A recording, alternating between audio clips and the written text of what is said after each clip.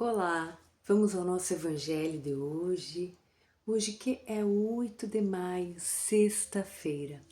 Vamos fazer a nossa prece, elevando o nosso pensamento a Deus e agradecendo mais uma vez ao nosso Pai pela vida, por esta reencarnação e por este dia que se inicia. Elevar também o nosso pensamento a Jesus, o nosso mestre e amigo, o nosso modelo, ele que nos inspira, nos mostra o caminho a seguir. E a espiritualidade amiga, o nosso anjo da guarda, os espíritos protetores, que estão sempre a nos inspirar o bom caminho, a boa conduta, os bons pensamentos e as boas ações. Estejam conosco, espíritos de luz, neste momento, em que serenamos o nosso coração e pedimos auxílio para a compreensão do nosso estudo, da nossa reflexão, mas especialmente para que consigamos pôr em prática ao menos um pouco do que vamos aprender hoje, pois estamos sim em constante aprendizado. Fiquem conosco, espíritos amigos, hoje e para todos sempre, e que assim seja. Muito bem, vamos ao nosso Evangelho segundo o Espiritismo. Vamos ver uma reflexão, um estudo para hoje. Vamos ver o que nos vem. Vamos lá. Olha só, capítulo 18, muitos são os chamados e poucos os escolhidos. E me veio aqui o item 16. Então, capítulo 18, item 16, reconhece-se o cristão pelas suas obras. Uma mensagem de Simeão em Bordeaux, 1863. Vamos ver então o que diz para nós essa mensagem? Assim, abre aspas. Nem todos os que dizem Senhor, Senhor entrarão no reino dos céus, mas apenas aqueles que fizerem a vontade do meu Pai que está nos céus.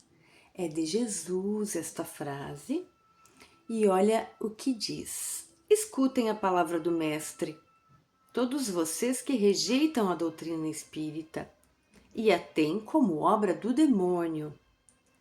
Abram os ouvidos, pois já é tempo de compreender. Será que basta trazer o símbolo do Senhor para ser seu fiel servidor? Será que basta dizer eu sou cristão para seguir o Cristo? Procurem os verdadeiros cristãos e eles serão reconhecidos por suas obras. Jesus falou: uma árvore boa não pode dar maus frutos. Assim como uma árvore ruim não pode dar bons frutos. Toda árvore que não dá bons frutos será cortada e lançada ao fogo.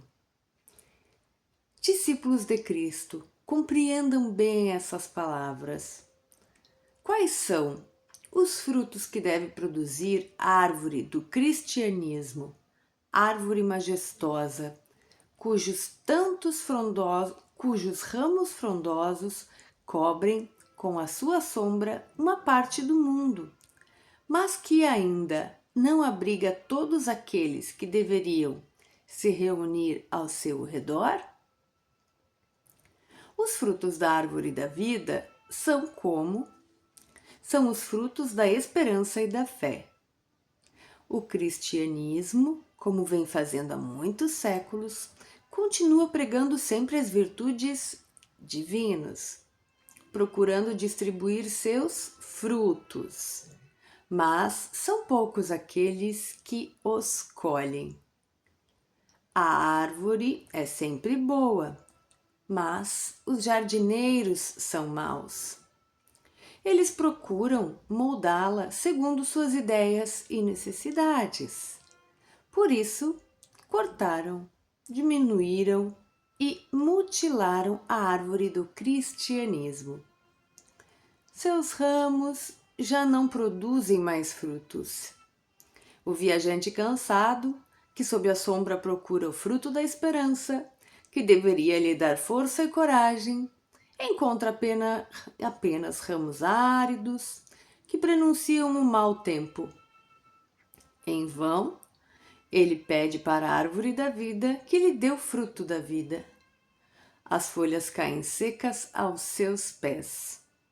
A mão do homem mexeu tanto que ela secou. Muito bem, e o nosso item segue. Quem desejar fazer a leitura completa é bem importante, porque esse tema, muitos são os chamados, poucos os escolhidos, reconhece-se o cristão pelas suas obras, é muito importante, porque nos situa, nos tira dúvidas. Quem são os cristãos, né? Vamos começar por aqui. Quem são os cristãos? Os cristãos são todos aqueles que seguem o cristianismo, portanto, acreditam em Jesus Cristo como um enviado, né? Como um missionário, como um ser moralmente muito à frente da humanidade. Então, são os cristãos. É claro, nós sabemos que há irmãos cristãos que acabam se usando a denominação como que para denominar uma religião específica. Não tem problema, né? Não vai nos ofender, mas não quer dizer. Cristãos, pela raiz da palavra, são todos os que seguem Jesus Cristo. Mas a mensagem de Simeão vai muito além disso. Ele vem falando que os próprios, né, diz assim: nem todos que dizem Senhor, Senhor entrarão no reino dos céus. E mais adiante ele vai falar: olha, para ser cristão não basta trazer o símbolo, né? O que ele está querendo dizer? Botar uma cruz no pescoço, usar uma camiseta, colar na porta, é disso que ele está falando. Que não adianta, porque o que importa é a essência. E mais que a essência, ele está dizendo: a árvore do cristianismo foi podada ao gosto daqueles que se dizem cristãos. Então, quando chega alguém necessitado, né, ele faz essa metáfora da árvore tão linda.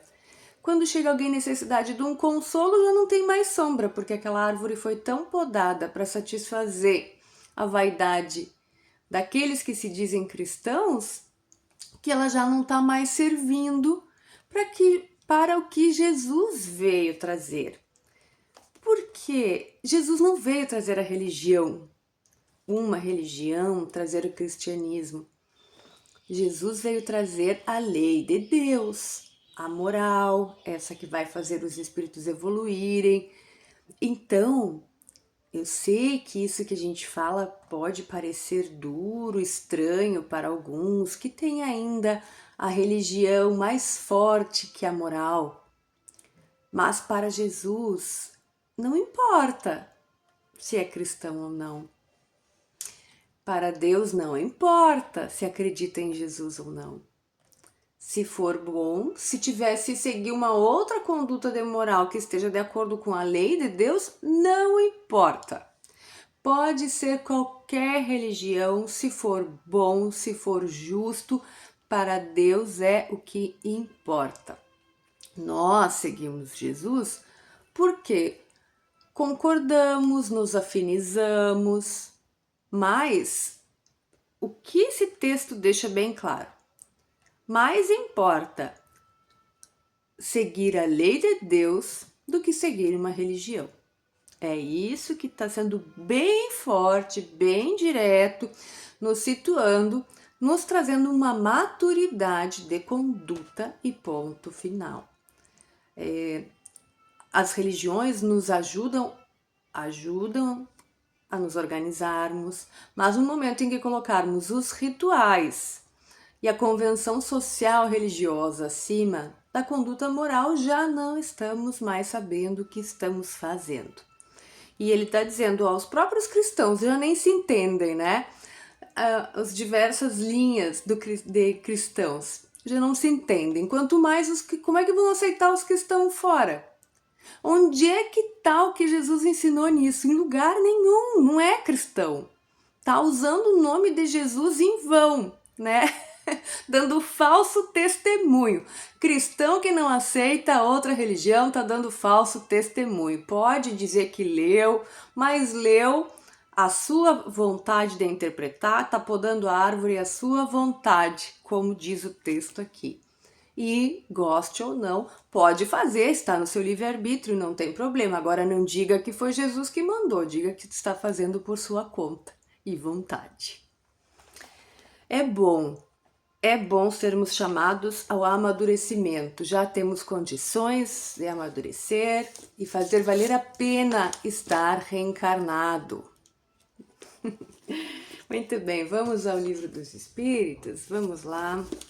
Estamos no capítulo 1, não, na primeira parte, no capítulo 3 da primeira parte. Estamos falando sobre os vários mundos habitados e hoje nós vamos para a pergunta número 58.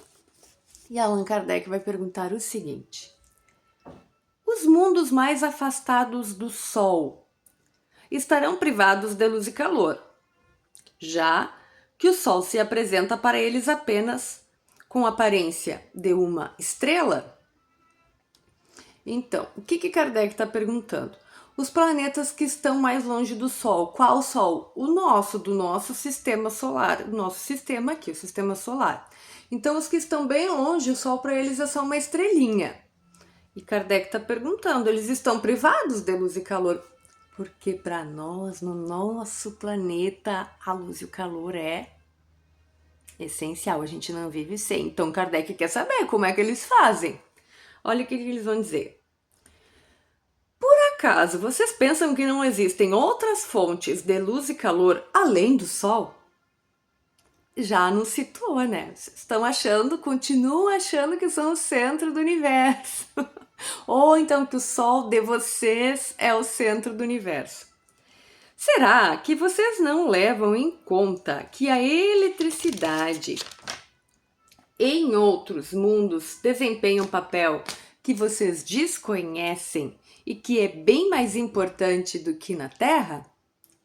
Além disso, já dissemos que os seres dos diversos mundos não veem da mesma maneira que vocês e nem possuem órgãos com a mesma conformação que os habitantes da Terra. Então, nós já vimos ontem que os espíritos já nos disseram que cada planeta tem uma constituição, então os habitantes daquele planeta vão ter necessidades diferentes da nossa. Mas Kardec precisava fazer essa pergunta para que a gente comece a ver fora da nossa, né, da nosso conhecimento tão limitadinho, né, achando ali que só nós existimos, enfim. Então Kardec precisava perguntar, se a gente não vive sem sol, como é que os outros vivem? Diz, olha, o sol serve para vocês, para os outros mundos ele não tem esse papel. É isso que eles estão dizendo. E fora isso, em outros mundos existem diversas outras formas de condução, de calor, de energia, que vocês nem têm como imaginar ainda. Vamos ver um comentário de Kardec. As condições de existência dos seres que habitam os diferentes mundos têm que ser apropriados ao meio em que eles vivem, o que nós já comentamos aqui. Se nunca tivéssemos visto peixes, não compreenderíamos como eles podem viver na água. Não é verdade? Pode parecer para nós, mas que absurdo isso, é fora da realidade. Mas e se nós não conhecêssemos os peixes, nós saberíamos como eles poderiam viver? É isso que é lógico. Mas o Kardec, muita inteligência, vai conduzindo essas perguntas. O mesmo acontece com outros mundos, que contêm, sem dúvida, elementos que desconhecemos. Não vemos na Terra as longas noites polares iluminadas pela eletricidade nas auroras boreais? Olha, um exemplo que Kardec está trazendo aqui, e ainda dentro do nosso próprio planeta já há diferenças. O que há de impossível no fato de que, em certos mundos, a eletricidade seja mais abundante do que na Terra e tenha aplicações e funções cujos efeitos não podemos compreender? Portanto, esses mundos podem conter em si mesmos as fontes de luz e de calor necessários aos seus habitantes. Então, o que está explicando? Mesmo nessa condição específica em que Kardec perguntou, de um mundo que está muito distante do Sol, mesmo nessa condição, ele começa dizendo, olha, cada mundo vai ter suas necessidades, talvez uns não precisem, mas no caso de precisarem de luz e calor, vocês não conhecem a aurora boreal? Está dizendo aqui para nós. Que é aqueles fenômenos onde a gente vê aqueles clarões lindos, né? Que é noite e aí tem aquelas luzes magníficas que iluminam. Está dizendo, existem mundos onde a eletricidade é tão mais vasta que ela pode até fazer esse papel. Ele tá, olha só como eles vêm nos ensinando aos poucos. E aí tem uma observação de Kardec que vai explicar o que é a aurora boreal. É um fenômeno observado no Polo Norte, ocorre quando partículas eletrizadas provenientes do Sol passam pela Terra numa velocidade muito grande, que é o vento solar, e se chocam com átomos e moléculas da atmosfera terrestre. Esses choques provocam a excitação desses átomos e moléculas que emitem um fantástico espectro luminoso. É uma luz fortíssima e de grande beleza. Então, se até aqui na Terra, lá no Polo Norte, onde tem menos incidência de Sol, existe a aurora boreal, nos outros mundos que necessitam, que forem, por acaso, necessitar de luz e calor e estiver distante de um Sol ou do nosso Sol, acontecem outras coisas que provêm. Porque Deus é perfeito não só para o nosso planetinha Terra, é perfeito para todo o infinito, todo o universo. Todos os seres da criação estão assistidos na sua perfeição, na perfeição de Deus. Muito bonito, não é mesmo? Vamos encerrar então? Vamos fechar os olhos e agradecer ao Pai, mais uma vez. Tanto ensinamento, tanta beleza e tanta perfeição. E agradecer por sermos parte disso tudo. Que nós possamos fazer jus a esta beleza, a este dia que se inicia, que seja um dia útil, belo, que possamos ser, Pai, mensageiros da Tua Palavra, sendo o bem, como saiu no nosso Evangelho hoje, não pode uma boa árvore dar maus frutos. Se queremos mesmo, com vontade verdadeira, mostrar que somos Teus filhos, só há um caminho, o caminho do bem, da verdade, da justiça, do amor, da misericórdia. Fiquem conosco, espíritos amigos, hoje e para todo sempre, e que assim seja. Tchau, tchau.